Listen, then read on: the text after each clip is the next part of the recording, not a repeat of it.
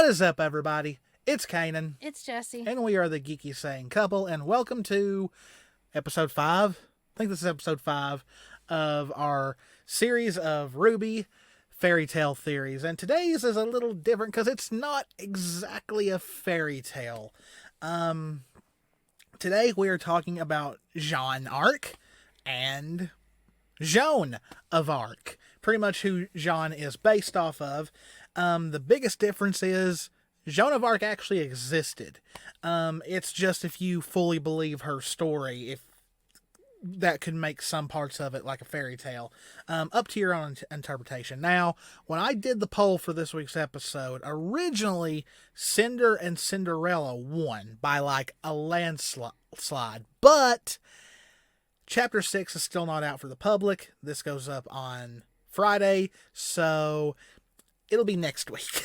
There's no way we could do that video without completely spoiling Chapter 6, and we're not going to do that the day before the episode drops. Though, if you are a Patreon supporter, you would already have seen our reaction to Chapter 6. So, thank you to our Patreon supporters, and thank you to all of our subscribers. Thank you guys for your continued support. So, let's get talking about this. Now, before we get to Miss Joan of Arc, we're going to talk a little bit, we're going to have a little bit of a history lesson here, a condensed version, so don't get bored already, about the time period in which she lived in. Joan of Arc actually was living during the 100 Years' War, which was a war between France and England. So a little bit of a backstory here. The war lasted from 1337 to 1453, which technically is way more than 100 years. As I said, it was a conflict between France and England, and it was over the legitimate succession to the French throne. Pretty much what happened is the King of France died, and he left no male heir. So his sister claimed that the French throne belonged to her son, which was Edward III of England. But her claim was denied because at that point in time, women were not allowed to make such decisions. So it passed over him and went to the former king's cousin, Philip, and him and Edward did not get along, so that pretty much started the war in 1337. Now, the war did not last the whole 100 plus years. Like, that would have been insane, especially if you consider between 1337 and 1453, the Black Death happened. So, yeah, you had a continued war going on, and plus a huge pandemic that killed more people than anything has ever had. So what happens was, it was several military campaigns, and it was mostly waged in France. So pretty much what would happen was, for a few good number of years, war would happen, and then they'd come to a truce, then something else would happen, and it would start all over again. So that's pretty much the 100 Years' War in a nutshell. France would eventually go on to win the war in 1453. So let's get to talking about Joan before we get into Jeanne. So she was born in 1412. She was a medieval peasant, and she claimed she received visions from God. So, yeah, so there's already going to be people saying, at stuff like that. So she was born in a little village called, now if I mispronounce anything, I am so sorry if we have any viewers that are French, but I'm trying my best here. In a village called Domremy, I'm guessing that's how it's pronounced. It kind of sounds like it kind of looks like it would sound like Do-Re-Mi in a way, but that might be where that's from. Who knows? And she had a younger brother and sister. So there's already a little connection there. Multiple siblings, though not as many as John. Her father was a farmer, and she was grown up as such. So here's the thing about her. So apparently she never doubted that her visions were not genuine, And apparently, one of the great battles that she took part in, she already knew about. Like, she had the foresight of it. Which, back then, it's kind of hard to say what exactly was going on here. There's could be several scientific things, like, stuff they ate back then, because the same thing happened during the Salem witch trials. Everybody thought these children were being attacked by the devil when it was really bad grain in the bread that could have caused them hallucinations. So one other thing that Joan was very, very good at was she was apparently very, very good with her words, even for a peasant. She was she had really good charisma, and she actually had a pretty good mind for tactics. And what is Jean very good at? He is a very good tactician. So, she is most famously known for helping the French win the siege of, it looks like Orleans, like New Orleans, but it is, I think, pronounced Orleans or something like that. That's how it was pronounced in a video game I played that was about the 100 Years' War. But the siege, which took on for about 5 months, she actually found a weakness in England's tactics and was able to break through. Now, it's conflicting how much she really contributed to the actual victory, but she was deemed a heroine, and she was called, I think, the Maiden of Orleans. And but sadly, she was eventually captured by English allies, and she was put into jail in the English-controlled city of Rouen.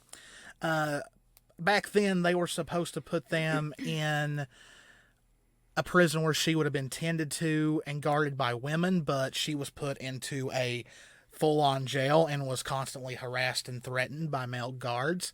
Apparently, the trial from the beginning was a farce. They were trying to convict her of heresy. Pretty much put her on trial for being a witch. But apparently the trial was seen as a farce from the beginning, because a lot of the clerics refused to participate in it until they were threatened by the English. And those who finally agreed to do it, however, said they were far from happy from doing it. Now, here's the thing, though. If Joan was found not guilty, the English had been wrong in God's eyes for continuing the war, and the English clergy had been wrong in supporting it. If she had been found guilty, but yet still had evidence, it would have been directed that her victories were irrefutable. With no experience in and remember, she did this with no experience in leadership or military matters. So, it's hard to say. Was she really getting visions? Who knows? But she just may have been just very, very smart and very, very, had the foresight of stuff. And the thing is, before this, she had been examined for, it's called orthodoxy and purity, and had been found a good, in those days, found a good Christian girl, as a good Christian girl, and she was a virgin. So, they had a thought back then that if you were a virgin, you were pure of any wrongdoings, pretty much. So in order to convict her, they had to trick her into confessing that she had lied about her visions and was guilty of heresy, which that happened in the Salem witch trials. They pretty much, if you harass and torture someone long enough, they're going to confess to something they didn't do. Just to make it stop. Yeah, just to make it stop. But apparently, let's see. Apparently at first she said that it was all true. And then she was threatened with death by fire. She recanted her claim to have been directed by God to liberate France, but her visions returned to her and denounced her for trying to save her life at the expense of the truth. Joan withdrew her recantation and was sentenced to death under pretty much law as a heretic. She was burned at the stake in Rowan, calling upon the name of Jesus throughout her execution on May 30th, 1431. To make sure that she was dead, the court ordered her corpse to be burned twice more and her ashes thrown into the River Seine. So, yeah, not a very good death for someone so young. So the King of France actually did try to save her, but none of them were orchestrated or authorized.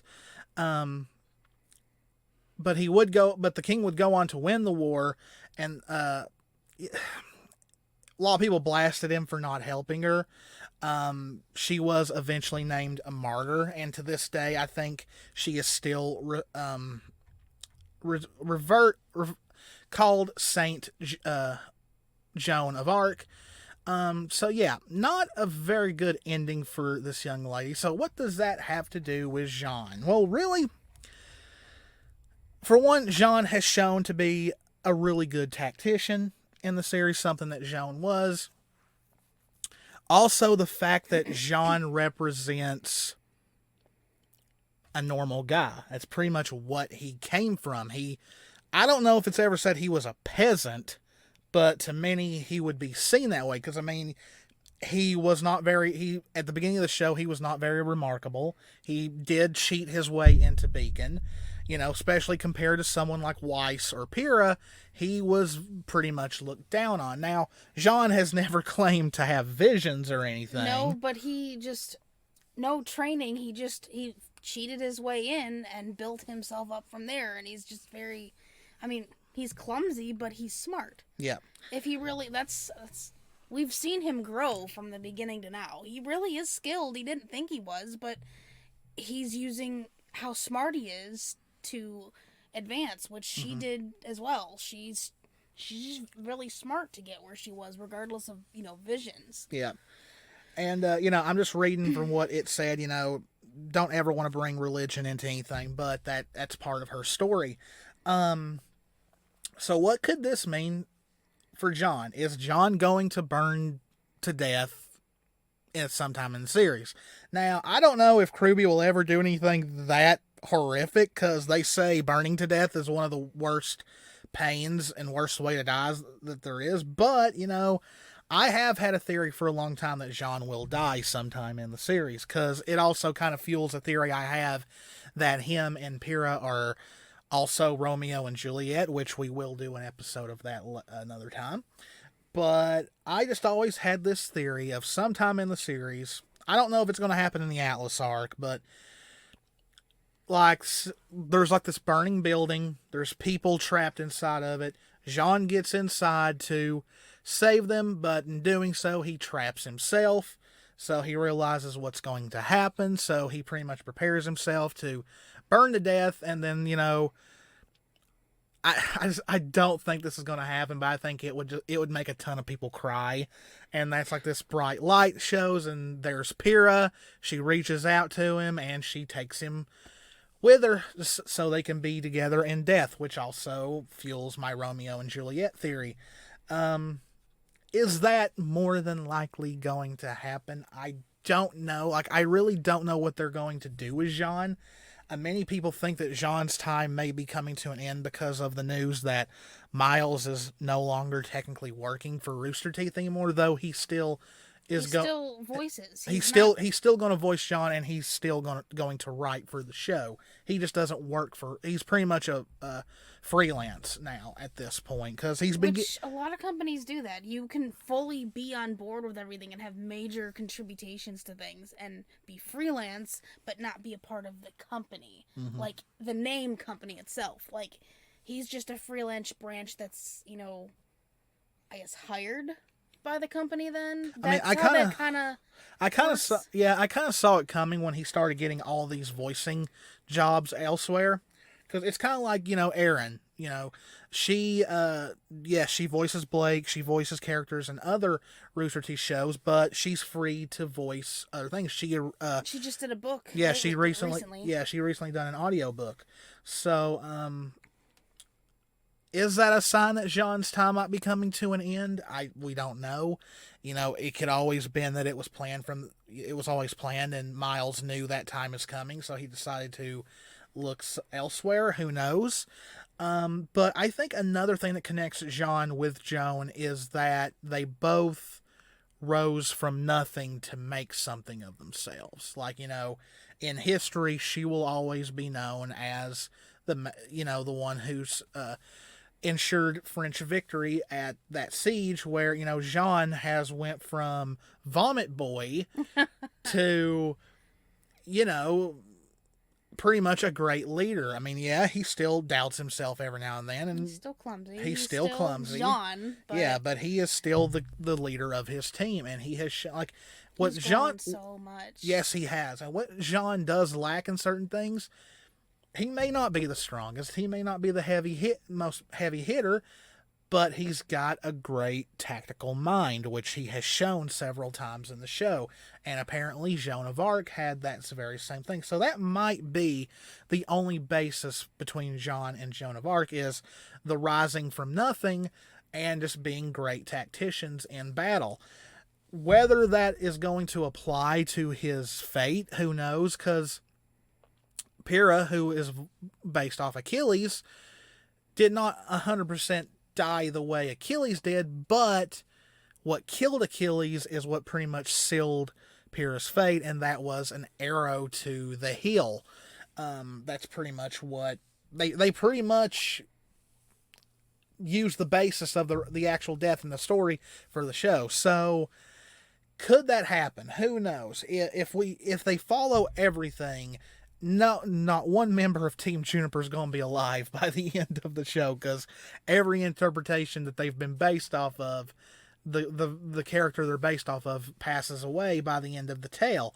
But I don't think they're going to do that. But I don't know. It's really hard to say. No member of Team RWBY is going to die because, for one, none of the characters they're based off of passes away in their stories, but also they're the main four characters. The show's named after them. It's plot armor. Like, they'll get hurt, for sure. You know, Yang and Weiss have already shown that. But, I still have a feeling Blake's next. I don't know why. It might be RWBY. Who knows? But, a little bit shorter episode than usual. It's just that there's not that many connections right now. Or, you know, I just thought of the redheaded woman in Volume 6. Now, is that Pyrrha's mother? More than likely, but I thought it was said who she was. No, it was never said, because in the credits it says redheaded lady. And of course, Jen Brown. Well, I know voiced her, but I thought it had come. I thought I had seen something come out, but if it has, I don't know about it. But to this day, I don't think they've confirmed who that was. Like, if it was supposed to be older Pyrrha, then Sean had a little bit of a vision there, maybe. I mean, that just depends. Like, it was never confirmed if that was her mom or not. Like, more than likely it is. Looked exactly like Pyrrha, just older with short hair, voiced by the same voice actors. Just, like, gone. Yeah, I know. Like, he looked away for a split second and looked, and she was gone. I'm sorry. If you look away like that and could still see in his peripheral, he would have seen her walk away. He wouldn't have been surprised that she was just gone. So. And Ren and Nora didn't. No, Ren and Nora didn't even seem to see anything, because I would have said something. But, like, and, like, where the statue I'm hoping we find out more about that. And, like, where the statue of Pyrrha is, I don't know if there was anywhere else she could have went besides that long walkway. There was other paths around it. Okay. Because I was going to say, you definitely would have seen her. So there was other paths. So, I mean, it maybe she did walk away around the other side, so John wouldn't have. I mean, we know how John is, so that's still possible, maybe, but we don't know. I don't know. It just seems like it was done on purpose to seem like she vanished. It also seems like it was done on purpose just because we don't know who she was. Yeah, I mean, like I said, it's more than likely Pyrrha's mom, but it would be wild if he just saw, like, a vision of Pyrrha, and that was Pyrrha's way of telling him that she's okay, you know, and it's not his fault what happened and all that, and to move on. Who knows? But it's wild. It seems like they keep on finding ways to include Pyrrha still in the show, even though whether it's little bitty mentions or whatever, maybe that's Jean's way of either keeping grounded or still trying to keep her around. I don't know. It was even done this current volume with him saying he used to push people away too, and he did that to Pyrrha. Yeah, so, that hurt. Yeah. So they decided to throw in Arcos and Bumblebee in the same conversation, like they have been with Renora. But and that could have always been a way of them saying, of delivering to Yang not to push the people she cares about away. But who knows? It's way too early. Like, we've got one more episode to go before the very long hiatus, so this is going to be a long wait to February. So pretty much Rose from nothing to be something. Jean may have a little bit of vision stuff going on in Volume 6. We're still not 100% sure, unless it was confirmed that was Pyrrha's mother. I still think it's still just a fan theory, because I don't think anyone of RWBY has said yet. Being very, very good tacticians. Will Jean burn to death? I don't know. We'll have to see. It is the season. So, chestnuts roasting on an open fire. I am so sorry. We're gonna edit that out anyway. Hey, you're the one in charge of editing, not me. So, I hope you guys enjoyed the video. Like I said, a little bit shorter than the others, but it's hard with these secondary characters because we just don't focus on them as much. It seems like they focused on Jean way more in the earlier volumes, and ever since Team RWBY got back together, they've not really focused much on him anymore. But we'll see. We'll see how things keep going. It's also hard to say when these characters' stories are not done yet. So that's why they're theories. It's just a theory, a game theory. Anyway, hope you enjoyed the video. If you did, please hit the subscribe button, hit that notification bell, click that like button. We're wanting to hit 500 subscribers before the end of 2021. That's our early New Year's resolution. Hopefully we'll be knocking on 1,000 before 2021 is over with. That's our main goal for right now. Once we hit that, we'll set another goal. But yes, 1,000 is the first time goal. If you want to support us on Patreon, links in the description. It's only $1 to get pretty much access to everything, pretty much. Well, mostly. Yeah. So just $1 a month. That's all. And if you don't, 100% understand. We are happy just with you subscribing and liking the video and commenting on it and all that. Got anything to add? You were quiet most of this one. She doesn't like history. Anyway, I didn't say I didn't like history. I just didn't know that much about the topic. I mean, I learned about her, but we didn't go as in depth, so I didn't know. There was a lot. There was a lot of different versions between the books that we all had. So. Yeah, well, there's a lot about her that just doesn't really connect to Jean. Well, yeah, yet. I know. That's why I didn't go over everything. This would have been like a 1 hour video. Our longest one will be the Bumblebee video, I'm pretty sure. That'll be the longest one. But that's coming at a later date. Either something happens in the show, or we'll just wait till after Volume 8. But as always, guys, it's Kanan. It's Jessie. We love you all very, very much. Stay safe out there. Take care of yourselves. Stay warm. And we will see you in the next one. Bye. Bye.